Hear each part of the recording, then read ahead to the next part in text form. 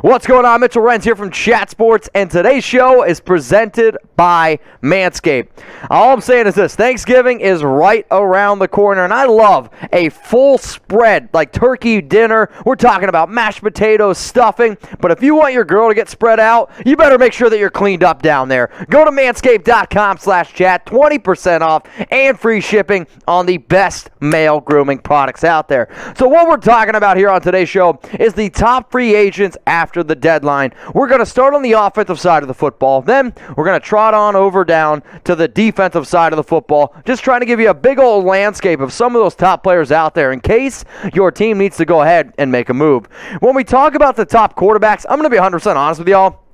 I got one name, and there's really only one name out there personally. It's Cam Newton. If you're looking for a quarterback, I really think the only way that you're going to go ahead into the free agency pool, the only guy you're going to sign is Cam. Now, the top team potentially to go out and get Cam Newton could be the New Orleans Saints, who just lost Jameis Winston to a devastating ACL injury. And I actually feel for Jameis, considering the fact that he was having himself a halfway decent season, and New Orleans is trending right now into being a pretty darn good team. So what do you guys think here? Should the Saints go out and sign Cam Newton? I want you to go ahead and type S for sign, or I want you to go down in the comments section, type P for pass, and this is actually going to be the pinned comment on today's video. So when you're getting hit with that YouTube ad break, scroll on down, let me know. S for sign, P for pass.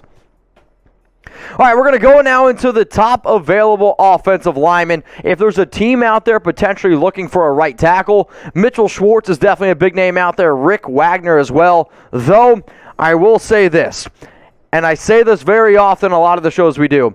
If you're a player who's a big name like a David DeCastro, Russell Okung, even Schwartz, there's probably a reason that you're still out there on the free agency market. Now, Schwartz, he had a lot of injuries last season, especially with the back, but if he is 100% healthy, he could maybe help a team out. Another player who's been probably one of the best offensive guards over the last 10 years, David DeCastro, he was released by the Pittsburgh Steelers. He's contemplated retirement. He's had 3 pretty severe leg injuries, but if you are trying to build that offensive line to make a late season push, don't be surprised if you start hearing some of these names being called.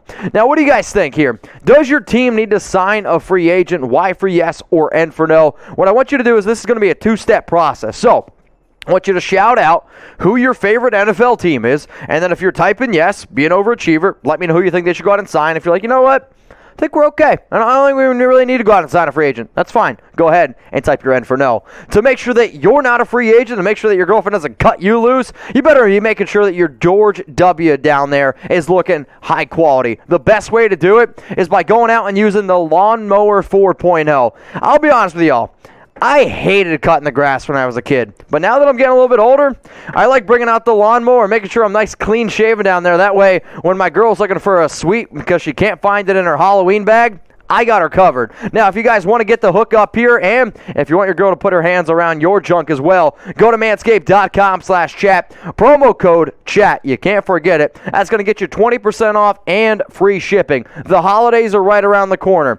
You got Black Friday right around the corner. If you're looking for a great gift, that's definitely also going to put a smile on somebody's face, and probably going to put on a smile on the missus' face as well. You got to go to manscaped.com/chat. Promo code chat. I promise you, you guys are going to love these products. Let's now go to the top running back still out there on the free agent market.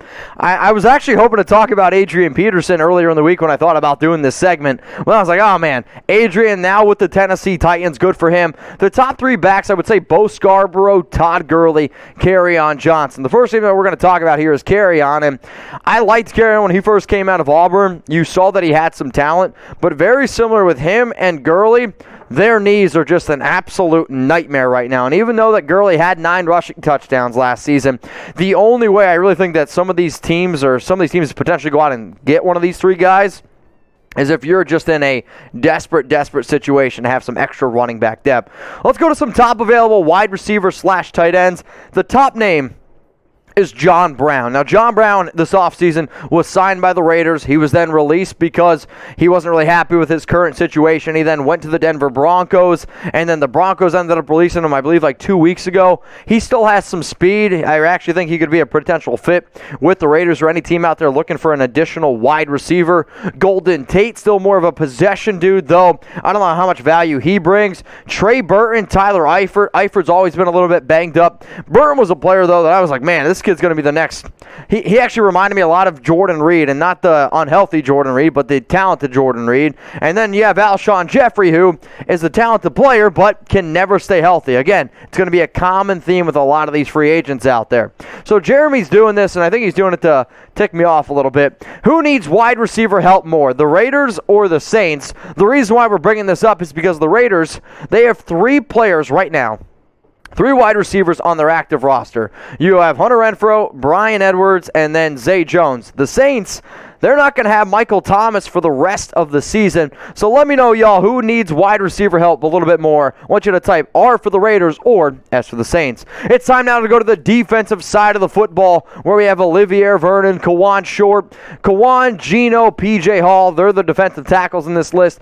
Vernon and Beasley are a little bit more of your edge rushers. Now, I've been saying this for a while, that I still think that Geno Atkins has a little bit juice left in the tank. Last season was a bad year for him, but when you look at his numbers back in 2019, I still think that he brings some value to the defensive tackle room. The top name on this list is probably Olivier Vernon, and I don't know if he's 100% healthy, what kind of injury he's dealing with since that Achilles, but when you see players like Vernon and Atkins still out there, if there's one person who I would highly recommend teams to stay away from, it would be Vic Beasley, because ever since Vic Beasley got paid, he also got lazy and he got fat. The next position we're going to be talking about is linebackers, and the first name, Jaylon Smith. How is Jaylon Smith still on the market? And every single time that he gets released, I remember when he got released by the Cowboys, and now the Green Bay Packers, they let him go.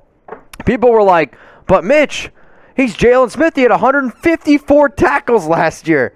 And that's where I just kind of go ahead and say, just because you get tackles doesn't always mean that you're doing the right things. His knees are banged up. His legs are just not quite what they used to be. I actually thought there might have been a chance that Jaylon was playing a little bit better in the beginning of this season, but the fact that he's already been released, Todd Davis, no disrespect to him, not too much of a big name, and then Mychal Kendricks, you already know all the other issues going on with him. So here's the question I want to ask after talking about Jaylon. Is he good? Or is he bad? Like, be honest with me, because this is definitely somebody who's got some name value. And when Jaylon gets released, and I instantly get DMs on Instagram, and I get DMs on Twitter, and people are like, oh, should the Raiders make this move? Should this team make this move? I'm like, why are we talking about Jaylon? I'm going to go ahead and type my B for bad, because I don't think that he is anywhere close to even being a below average linebacker in the NFL at this point. But you guys can let me know, B for bad or G for good. Let's go to the defensive backs now, where you got Quinton Dunbar, Kerryon Conley, DJ Hayden. Those are your cornerbacks, Kenny Vaccaro and Tre Boston. Vaccaro's more of your strong safety. Tre Boston's more of a free safety. In terms of Dunbar, man, just 2 years ago, we were talking about Quinton Dunbar being one of the better cornerbacks in the league, and just he's had an injury, he's fallen off a little bit, and it just has been a pretty rough patch for him.